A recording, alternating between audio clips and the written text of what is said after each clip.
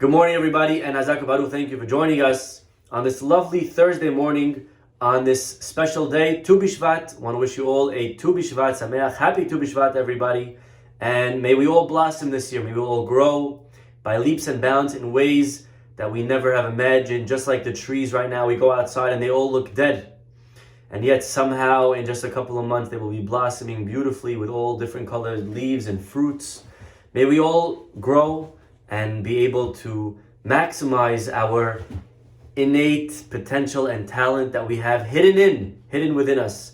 May they all blossom and shine for us, our children, our friends and family. Amen. Rabotai, we are studying today together Perashat Beshalach. So if you have a Chumash, please open up. Chapter 13, Pasuk 17. Our Parashah does not begin in the beginning of a chapter. You may wonder why.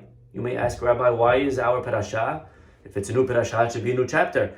I'll tell you why. Because the chapters were actually made up by non-Jews. When they translated the Torah to other languages, and the church had access to it, so they made up their own parashah, beginning and ending. They don't follow, Beshalach. They don't know what Beshalach. They don't care about our order. They made their own order. So the chapter, they made it up where they thought made sense. New chapter. And that is why the Torah does not always coincide with the chapter, the verses that we have. Actually, if you look in the earlier commentaries, they never mention chapters. They never say, look at chapter this, pasuk that. They always say, look in the beginning of Bo, the beginning of Beshalach, the end of Beshalach, the middle of Beshalach. They did not have chapters. We don't really keep that, but there's nothing asur about it. Meaning, when I say that we don't keep it, is it doesn't affect our lives. In the Torah reading on Shabbat, we don't follow the chapters. We follow aliyot. Rishon, Sheni, 7 aliyot. They have nothing to do with the chapters. So we don't technically follow it, but there's nothing wrong with also having chapters. It is definitely easier. It's not asur to adopt their method of keeping track of the verses and chapters, and therefore in the Chumashim they have it. But of course in the Sefer Torah, God forbid, there is no mention of chapter. A sofer is not allowed to write it, or the psukim for that matter. So here we are, Perashat Beshalach, opening verse. How about that? Vayi Beshalach Parotam. So Paro sends the Jewish people. And we discussed different parts of our parashah, a lot to speak about.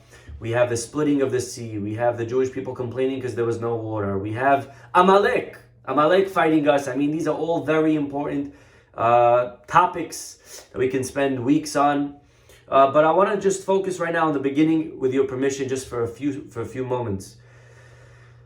Pasuk says in the third pasuk of our parashah, the Jewish people leave, and all of a sudden, Vayikach Moshe et atzmot Yosef imo. By the way, says our parasha, you should know that Moshe was taking Yosef's bones with him as he was leaving Egypt.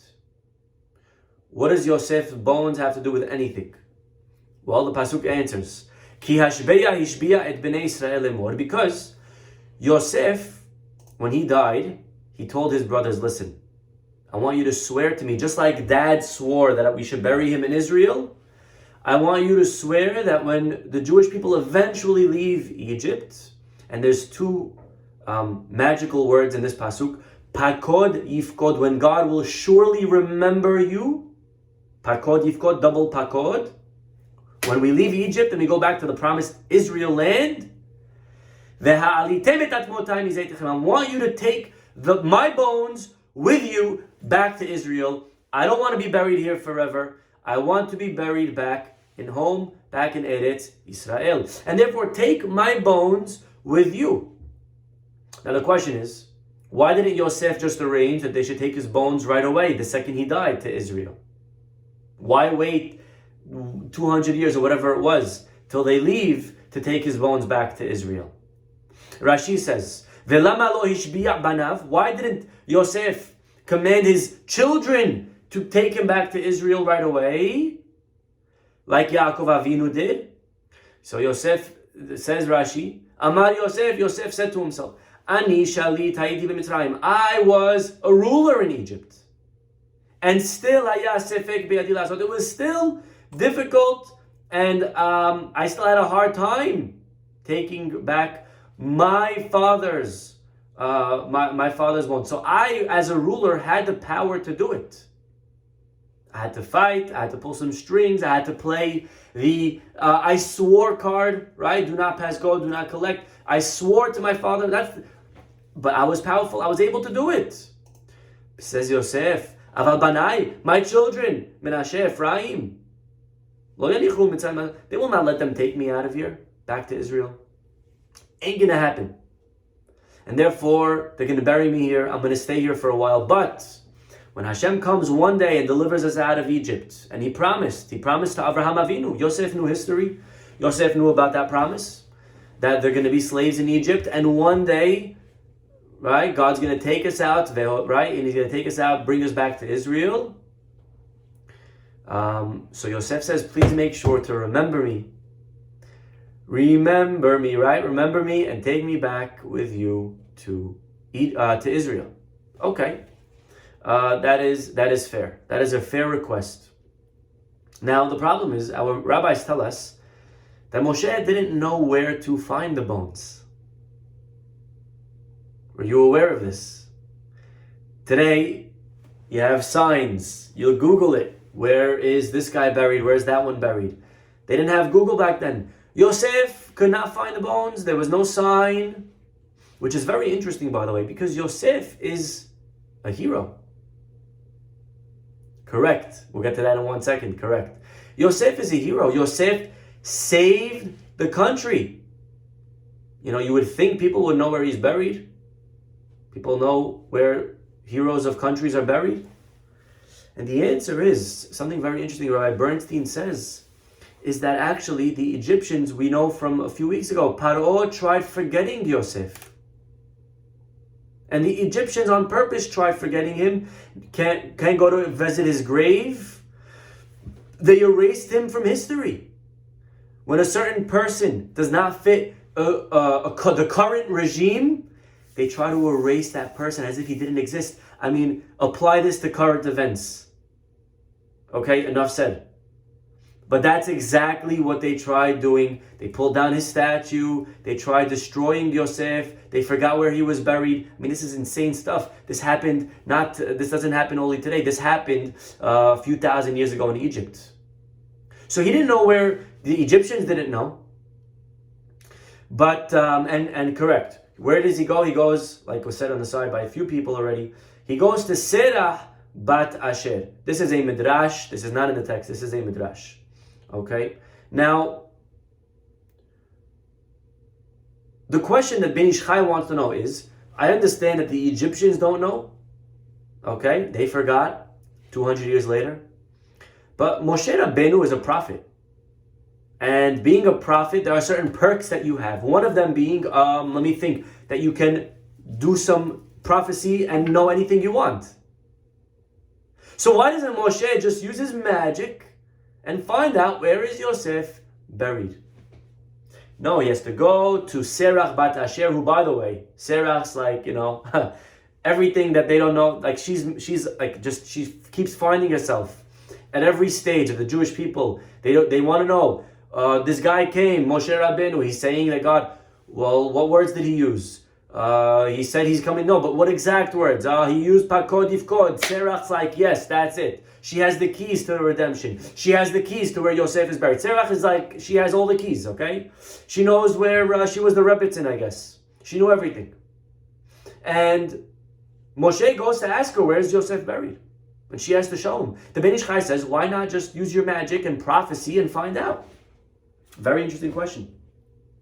Says the Ben Ish Chai, because now Moshe getting the bones is fulfilling a mitzvah. And listen to this. When you're doing a mitzvah, you're on your own.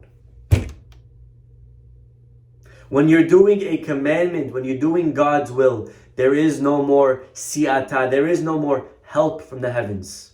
God helps you, but when it comes to a mitzvah, that's you. And that's completely you. And this is very big chizuk. This gives us so much strength. How so many times in our lives we want to do something. We want to do the right thing. And we're ready and we're committed. We want to start doing the daf. We want to start learning chesed, praying, working on a certain midah, on a certain trait. And all of a sudden it gets hard. And we feel like, whoa, God, where's the help? Hello, some help down here.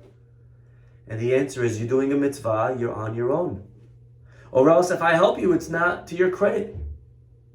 Where else do we find a similar chazal, a similar concept that when you're doing a mitzvah, all of a sudden you lose the ability.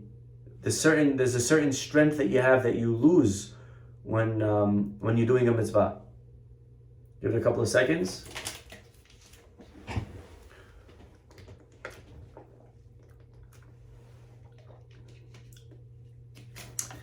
We turn back to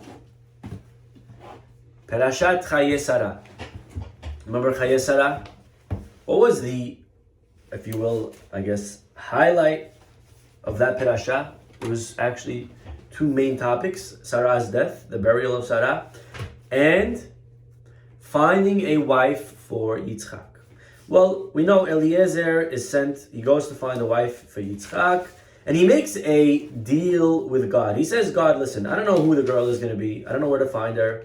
So I'm just going to, ask someone to give me some water, and whoever offers me and my camels, she is the one that you have proven. Okay. Well, the pasuk says that he gets there, and Eliezer notices something very interesting. He noticed by Rivka that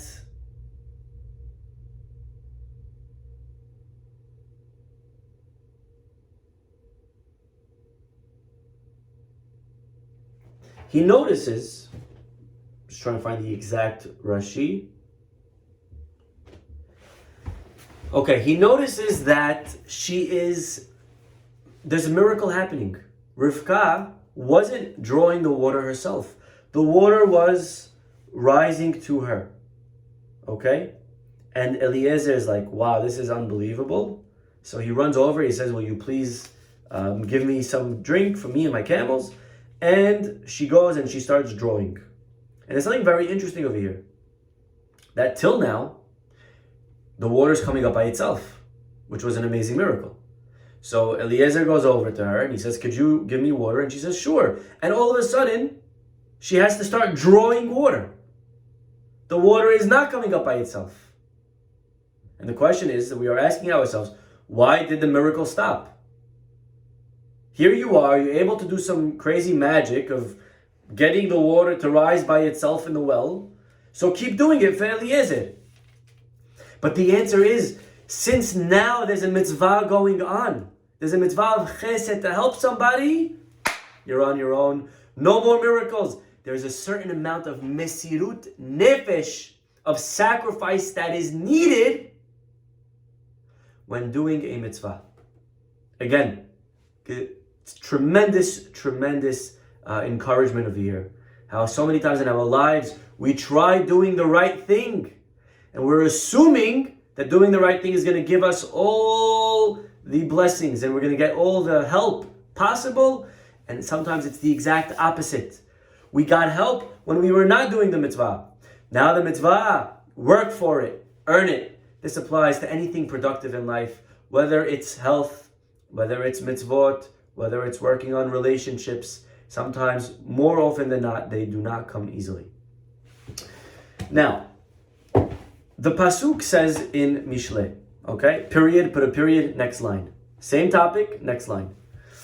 There's a pasuk in Mishle, this is in Mishle Proverbs, verse 8, pasuk 10. Chapter 10, Chapter 10, pasuk 8. Hacham lev yikach mitzvot. A wise-hearted person takes mitzvot. Rashi says over there in Mishle, this is none other than Moshe Rabbeinu. You know who's a wise person that takes mitzvot? That's Moshe. Where do we find this by Moshe? Well, very simple. Moshe went to get mitzvot. When all of the Jewish people, Shekol Yisrael hayu oskin bebizat Mitzrayim, the entire Jewish people, as they're leaving Egypt, what are the Jewish people doing? What are they occupying themselves with? Getting money from the Egyptians. Remember last week we read about it. That they asked their neighbors for some gold, for some silver. The Jewish people are busy occupying themselves with money. And what's Moshe doing? Instead of getting money, Hu haya osek b'mitzvot. He was doing a mitzvah. Which mitzvah is Moshe doing? Vayikach Moshe et atzmot Yosef imo. Our parasha, oh my gosh, look at that. Verse number 3 of our parasha. Instead of going and getting money from the Egyptians, Moshe was more important to him to do a mitzvah. Beautiful. Now, there's many questions on this midrash, on this Rashi. Okay? And I want you to think of some questions on your own. And I think the simplest question is, besides for the grammar and why specifically calling it a Chacham Lev, what does that mean? Wise of heart, right? But 1 second, time out. The Jewish people, you're right, usually when we're going to get money, that's not a mitzvah. But here, this was the one time in history that it was a mitzvah to get money. The Jewish people were told by God to go and get money. Right? Remember God says to Moshe? It was actually a fulfillment of the Brit Ben Abetarim. God says to Avraham Avinu, one day your children will be slaves. And then I will judge the aggressor. And then they will leave with a lot of money, with rechush gadol, with many great possessions. And therefore, the Jewish people here, asking their neighbors for Egyptians, was a mitzvah. So why are we attacking them? Oh, look at Moshe, how righteous. He was going to do a mitzvah, while the Jews are wasting the time with money. What do you mean wasting the time with money? You told us to go get it. You commanded us to collect money. This was a mitzvah. I know today, we chase money because, just in case it's also a mitzvah. We try to, prepare for that day again. But this today is not a mitzvah. Then was a mitzvah. They did have an obligation and a commandment to collect money. So where is the criticism exactly on the Jewish people? Or why is Moshe praised for going and getting money, mitzvot, as opposed to money? The money was also a mitzvah. There are many answers to this question. One answer is that actually there was no mitzvah for the Jewish people to get money. What do you mean, Rabbi? It says in the Pasuk, God says to Moshe, to please tell the people to ask, and the answer is exactly. God doesn't say command. Daber na be'oznei ha'am. He says, please ask the people. Na is a request. It's a request. And by the way, to prove it's a request, right? This answer suggests it wasn't a commandment to get money, it was a request, and therefore there's no mitzvah to get money. And we say on Pesach, I don't know about the Ashkenazi custom, but the Sfaradim, after we cut the matzah in half, we put part of it in a bag, and we put the other half in another bag, and we hide afikoman. The part that stays with us, the part that we put away for afikoman, we take on our shoulders, and we say a paragraph. It's one sentence, and all the kids, they're memorizing it for like 3 days to make sure they get it right. Right? And it's pasuk from the parasha, from last week's parasha. Mish'arotam serurot besimlotam al shechma, means they took provisions for themselves on their shoulders. Ubnei Yisrael asu kidbar Moshe. And the Jewish people did as Moshe said. What was Moshe said? And the rest continues. The pasuk continues. They asked the Egyptians for money, for gold and silver. And so it says very clearly in the pasuk that they did as Moshe said, not as Hashem said. It's not kidbar Hashem. Ubnei Yisrael asu kidbar Moshe. Right? And then we say Minwen Jayeh, Fenrayeh, right? Where you going, where you coming from. But they did like Moshe said. It doesn't say like God said, because it wasn't a commandment. Daber na. Please is not a command. And therefore, yes, the Jewish people were not doing a mitzvah when they collected money. Okay, this is an interesting answer. There is a problem, however. Rabbi Bernstein, he brings a beautiful story that happened a few hundred years ago in the time of the Terumat Hadeshin. Terumat Hadeshin was an a very late Rishon, borderline between the Rishonim and the Charonim from circa 500 years ago. And there were a group of, there was a group of sons. They came to the rabbi with the following question. Their father wrote in the will the following verbiage: Avakesh mimchem. What does avakesh mean? I request. Now we know that in the will, a shchiv mera, whatever they write, whatever a person on the deathbed writes, is like a commandment. Here, though, he wrote, I request. So the question the children had to the Terumat Hadeshin was, by our father writing in the will, I request, is he kind of hinting or implying that it's just a request, and therefore we don't have to follow this like we would a command? Or no, it's part of the will and therefore it's a command. And the Terumat Hadeshin responded, and he said that if the word avakesh or the word bakesh or the word request is in the context of a command, then it's not detracting from the command, it's not taking away from the command, but adrabah, it's only adding more emphasis. And therefore, in the context of a will, you can't tell me that avakesh is minimizing, but to the contrary, he means it's a will, and even more important, please, really, this is very, very, very, very important that you do this. Avakesh is only adding to the request. And his proof, says the Terumat Hadeshin, that when there's a request in the context of a commandment, that it remains a commandment plus, is where? Akedat Yitzchak. God says to Avraham, right? Kachna et bincha et yihedecha. He says to Avraham, please take your son. Now, when God says to Avraham, please, was this a request from God to do the Akedah? Was God just merely saying, listen, Avraham, I would appreciate it if you would just take your son for a sacrifice? Or was this a commandment? Well, I don't know, that's a good question. Maybe it is a command. Maybe it is only a request. Who said? Where do we find that Akedat Yitzchak was a command? Well, the Gemara discusses a concept called Zerizin Magdimin LeMitzvot. What does that mean? That means when you're doing a mitzvah, you have to do it right away, as early as possible. Gemara in many places discusses this topic. And one of the proofs the Gemara wants to know for Zerizin Magdimin is Akedat Yitzchak. It says Avraham Vayashkem Avraham Baboker. He woke up early in the morning.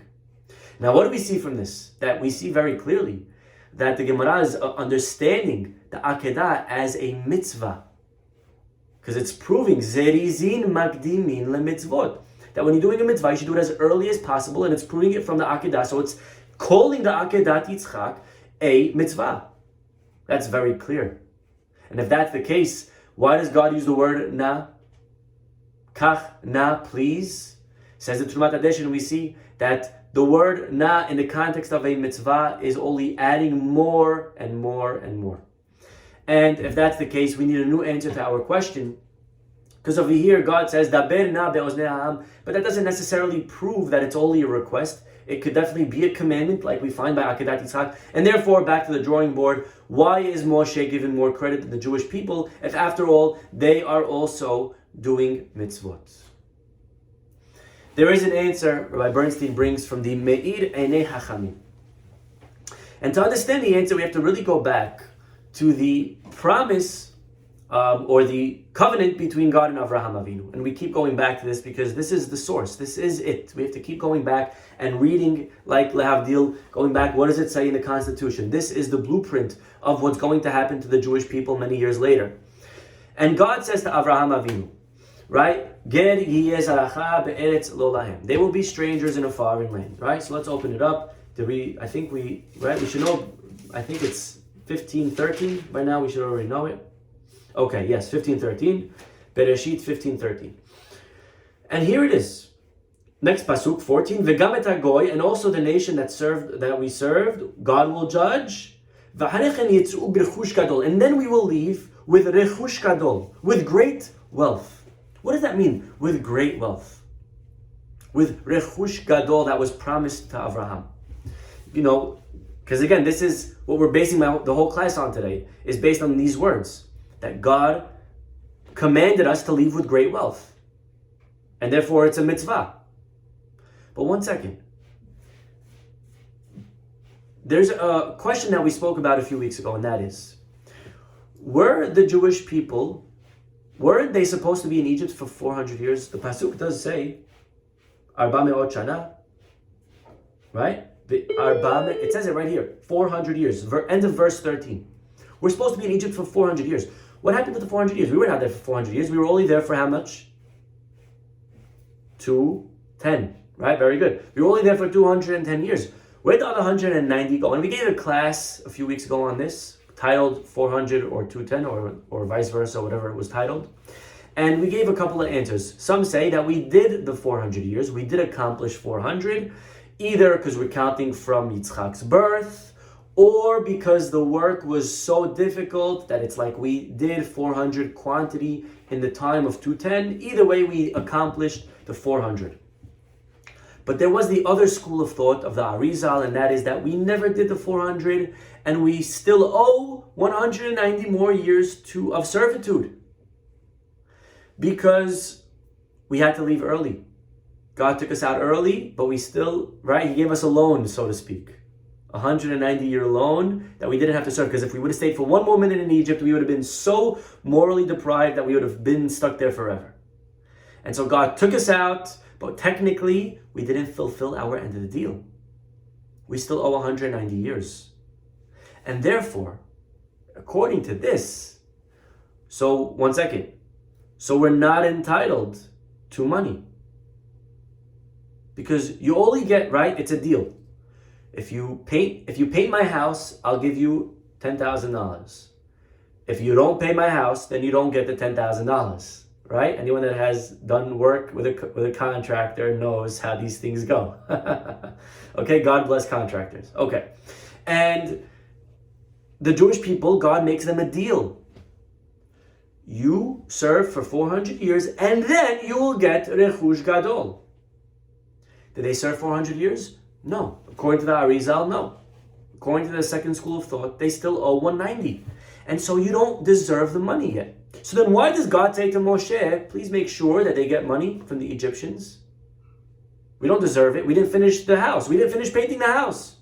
We painted half the house. The deal was when you paint the whole house, you'll get the $10,000. We didn't paint the whole house. We didn't get the full 400 years. The answer is, amazing answer. You ready? Exactly, yes. Hashem did tell him to get the stuff from Egypt. Why would he tell us to get the stuff from Egypt if we weren't owed the money yet? And the answer is, we weren't owed the money because of the promise to Avraham, but we were still owed money. We worked for them for 210 years. We were their slaves. So from that aspect of just receiving daily wages, you know, in the time of Alexander the Great, the Gemara tells us a story that the Egyptians came to Alexander the Great and they said, you know, the Jewish people, it says in their book, the Torah, that they took money from us when they left Egypt. And therefore, we want that money back. And they took the Jewish people to court hundreds and hundreds of years later after we left Egypt. They took the Jewish people to court. They wanted money back. And you know what? And Alexander looked at the Jewish people. Okay, what do you have to say? Look, you guys stole from them money. They want it back. The Jewish people said, yeah, well, we've been their slaves for 210 years, and they didn't pay us a dime. So let's calculate 600,000 people times 210 years. How much they? I actually think they didn't pay us enough. They owe us more money. And so now the tables turned on the Egyptians. Now they had to bring proof. They said, okay, let us think about it. They left and they never came back. So, you know, and this actually happened more recently. Rabbi Bernstein says that in more recent times, several years ago, the Egyptians tried again coming with a similar claim. So it's very interesting because what turns out is that the Jewish people over here are entitled to collect money, but not because of the promise to Abraham, because that promise wasn't fulfilled yet. Rather, why do we collect money? Because we worked for the Egyptians. Pay me like a regular worker. What is minimum wage in Egypt? Look it up, 4,000 years ago, and pay me accordingly. Okay? Now, is there a nafka mina? Okay? Now, if you don't speak Gemara language, I'll explain what that means. So I want you all to put on your Gemara hats right now. Okay, everybody, take your Gemara hat, put it on, and here we go. Nafka mina means, very simple, don't get scared because it's Aramaic. Oh, right, when I was a kid in school, in high school, we learned Gemara. The second he said an Aramaic word, turned off my head. Oh, shut down. Aramaic, not for me. No, very easy. I know Gemara today, Baruch Hashem. It's very simple. Nafka mina means, is there a practical difference? Is there a difference whether or not we're collecting because of Abraham or we're collecting because they owe us for our daily wages? Can someone think? And if you get this, bagel hole on me today. Bagel hole, I'm getting it for you. Okay, whatever sandwich you want. Okay? $3.99 limit, $4, that's it. But on me, it's all on me. Is there a difference whether or not we are getting money because we were their workers or we're getting money because Abraham was promised? Who could think of a nafka mina or nafka mina if you're Syrian? Who could think of a practical difference? Practical difference. One is earned through work, but what's practically, is there a difference? Bottom line, tachlis, as they say. The answer is yes. There is a nafka mina for the tribe of Levi.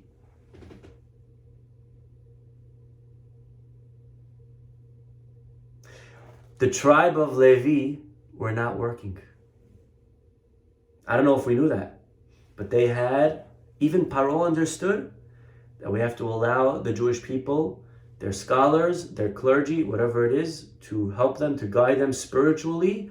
The Jewish people had one tribe, the tribe of Levi, that did not have to work. Which, by the way, explains how is it that Moshe and Aaron come in and out of Paro's palace every single day, and not once did anyone ever demand, hey, what are you doing here? Get back to the pyramids. Whoosh!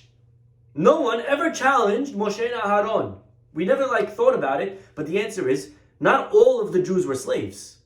There was 1 out of 12, one tribe that did not have to be slaves, the tribe of Levi. Which by the way, we now answer another question. How come the tribe of Levi was the smallest quantity? If you look throughout when we count the Jewish people later on, we're going to count them in a few parashiyot from now. This tribe, 40, 80, 60, 70, 80,000, right? The tribe of Levi, 23,000. The smallest amount, by far. How come? But the answer we know is beautiful. The question is not why is Levi so small. Levi was the norm. The question is why is everyone else so big? And the answer the Torah gives us, Ka'asher ya'anu oto ken yifre v'chen yivrotz. Ken yirbe v'chen yifrotz. The amount that the Egyptians would try to kill the Jews, Hashem made a miracle. And to the contrary, the more they tried to kill them, the more they multiplied. Well, which tribes did they try killing? They only tried killing 11. So it was those 11 that increased and multiplied. The tribe of Levi was never persecuted, so they never multiplied by abnormal amounts. They remained growing at a steady pattern. It was the other 11 tribes that had 6 at a time, right? That's why they were so many. So Levi never worked. And if that's the case, if we're collecting because of Abraham's promise, so Levi is entitled to collect because we're part of the Jewish people. If you're collecting because of the work that you did, Levi is not entitled. Unbelievable. Now, there's one problem. Moshe Rabbeinu cannot go around telling the tribe of Levi, by the way, guys, I want you to know, please don't collect because we're leaving early. We still owe 190 years, and therefore we're not entitled to take the money for the Rechush Gadol yet. That's going to come one day, but for now, only the other 11 tribes could collect because they worked. You guys didn't work. Moshe couldn't tell them all of this. The Jewish people could not hear that they owed more time. What? Owed more time? We didn't do enough? Right? When's it going to end? Enough is enough. Right? They made JLM movements. No more, right? Jewish lives matter. That's it. Enough is enough. We don't want to do more time. They couldn't hear it. And by the way, Moshe Rabbeinu and God have this argument a little bit, in a way. God says to Moshe, my name is Eheyeh Asher Eheyeh. What does that mean? I will be that which I shall be. I mean, we translate it, but it makes no sense. The answer is God says to Moshe, the same way I'm with them in this galut, I will be them in future galuyot. Eheyeh, now I'm with them now, and I'm with them later. Moshe says, God, Daya tzara l'sha'ata. They can't hear about future enslavements. Let's cross that bridge when we get there. One problem at a time. And God says, you're 100% right. And so what does Moshe repeat to the Jewish people? He doesn't say, Eheyeh Asher Eheyeh. What does he say? Just one Eheyeh. Eheyeh shelachani alechem. Just one problem. God was with us in this galut. And he for now, they don't need to hear it. Which is, again, important for people in positions of authority, people that are teaching, people with children, right? We have to know what they're ready to hear. Many times a student will ask me, Rabbi, is this allowed? Should I do this? And I tell them, honestly, you're not ready to hear the answer. Come back in a few months. Right? People have to know when they're right. We have to know who, Dalif Neimi Atalmid, know your clients. Moshe knew the client. He knew they're not ready to hear that there's going to be another enslavement. And therefore, he just says one Eheyeh. God was with us here. And therefore, all of the tribe of Levi, with the rest of the Jewish people, are going to collect money. Because they're under the impression that we're collecting now because the 400 years is up. We did it. Because maybe we did more time or whatever it was. It started from Yitzchak. We're finished, we're done, and therefore we're entitled to Rechush Gadol. That is what the Jewish people were under the impression of. Unbelievable. And therefore, everyone goes to collect money, thinking it's a mitzvah, and the truth is, it's kind of a mitzvah. Depending on how you understand it. If you're owed it from the Egyptians, it's your salary. Levi's not entitled, but they're taking anyways. But Moshe knows the truth. He knows that he's not allowed to collect as a Levi. He knows he didn't do any work for them, and therefore he cannot go and take mitzvah money. So what does he go and do? He goes and he collects Yosef's bones. Vayikach Moshe et atzmot Yosef. Says the pasuk in Mishlei, Hacham lev yikach mitzvot. A person who is wise, but in his heart. What does that mean, wise in his heart? That means he kept the knowledge to himself. Instead of telling all of his brothers of Levi, guys, listen, we can't take... Moshe had to keep this to himself. He kept the secret to himself. All the other people of Levi, they go and say, hey, Moshe, come, we're getting some money. Moshe's like, yeah, I'm going to catch up to you. I'll be right there. Deep down, he knew the truth. Which is very hard to hide, to keep the truth in sometimes. When we know something, when we know a secret, right? We want to share it with everybody. We want to tell everyone. It's very hard to keep a secret in. Hacham lev, Moshe was Hacham lev. He was able to keep the knowledge inside. And he was able to go and perform this mitzvah of taking the bones of Yosef. So this is an amazing insight from Rabbi Bernstein, connecting, quoting again the Me'ir Enei HaChamim, giving us a few insights into Yosef's bones and what exactly, and by the way, it wasn't just Yosef's bones that we took up. Yosef says to his brothers, take my bones with you. So there were many other bones that were being taken, Yosef and the other 11 brothers. So on the right, on the side, correct, Korach was taking because there were other bones to take. And Korach had potential to be great. Unfortunately, his money got to him. Unfortunately, his pride got to him. His ego got to him. But that's correct. That's a very correct observation. That there were 11 other brothers, 11 other coffins. Yosef was one of them, and Moshe was responsible for taking Yosef's bones. There is an interesting question. If there's 12 tribes to take, why is Moshe taking Yosef's? Yosef's the tribe of Yosef. Moshe's Levi. Let Moshe take Levi's bones. Let someone else take Yosef's bones. All right, that's a very interesting question that I want you to think about. Okay, we won't give the answer today, but it connects a little bit to Yosef's bones and what they were needed for later on. Hint, hint, in this week's parasha. Okay, enough said. So we'll stop over here for today. There is a third answer. There is a third answer of the question of why is Moshe praised for taking mitzvot, but that is going to take us a longer time than what we have for today. We'll stop over here, and maybe tomorrow we'll continue on this question. Have a wonderful, wonderful day.